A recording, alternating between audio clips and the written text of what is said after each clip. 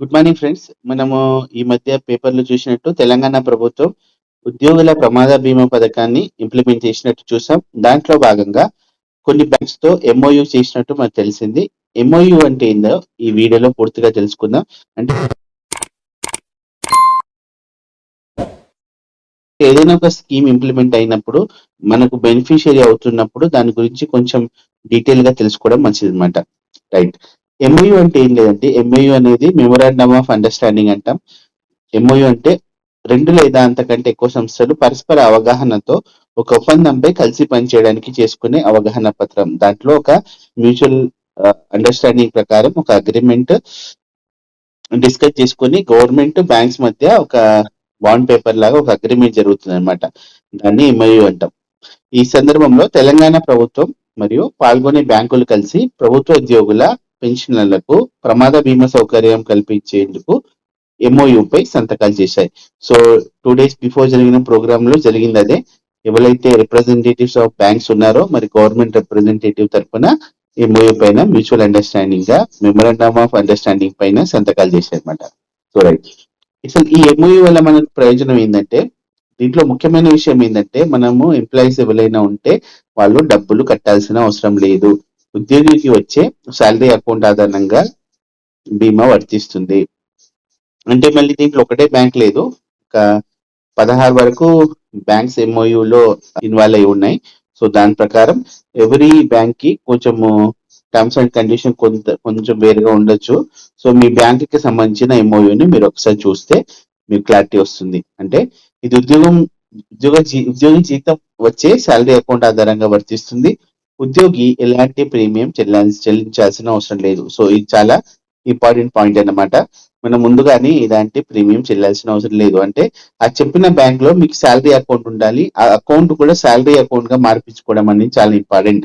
Normal గా మీరు account ఉంది కానీ ఆ బ్యాంక్ రికార్డ్స్ లో శాలరీ అకౌంట్ గా మార్పించుకోండి. అంటే జనరల్ గా మీరు ఏదో ఒక బ్యాంక్ అకౌంట్ ఓపెన్ చేస్తారు. అది మామూలుగా మీరు శాలరీ జాబ్ లో జాయిన్ అయినప్పుడు దాన్ని కంటిన్యూ చేస్తారు. కాకపోతే అది శాలరీ అకౌంట్ గా ఉందా లేదా అనేది కూడా ఒకవేళ అలాంటి రికార్డ్స్ ఏదైనా బ్యాంక్ మెయింటైన్ చేస్తుంటే మీ అకౌంట్ ని కూడా అప్డేట్ చేసుకుంటే మంచిది. ప్రమాద ప్రమాద మరణం సంభవిస్తే నామినీకి బీమా మొత్తం చెల్లిస్తారు. అంటే ఖచ్చితంగా మనం ఒక నామినీ ఏర్పాటు చేసుకోవాలి. సో అన్ఫార్చునేట్ గా ఎంప్లాయీకి ఏమైనా అయితే ఆ బీమా మొత్తం అనేది ఎంప్లాయీకి నామినీకి వెళ్తుంది కాబట్టి కంపల్సరీగా నామినీని మీరు మెన్షన్ చేసుకుంటే మంచిది. శాశ్వత పూర్తి వైకల్యం అంటే పర్మనెంట్ టోటల్ డిజబిలిటీ. అంటే ఏదైనా ప్రమాదవశాత్తు ఏమైనా అయితే మన ఎంప్లాయీస్ కి ఎవరికైనా డిజేబిలిటీ అయ్యి అది పర్మనెంట్ డిజేబిలిటీ అయితే కూడా బీమా వర్తిస్తుంది. శాశ్వత పాక్షిక వైఫల్యం అంటే పర్మనెంట్ పార్షియల్ డిజేబిలిటీ. అంటే ఏదైనా ఒక కాలుకో చెయ్యికో అన్ఫార్చునేట్ గా ఏమైనా దానికి మనకు ఎంప్లాయీకి అసలు డిజేబిలిటీ పర్మనెంట్ పార్షియల్ డిజేబిలిటీ.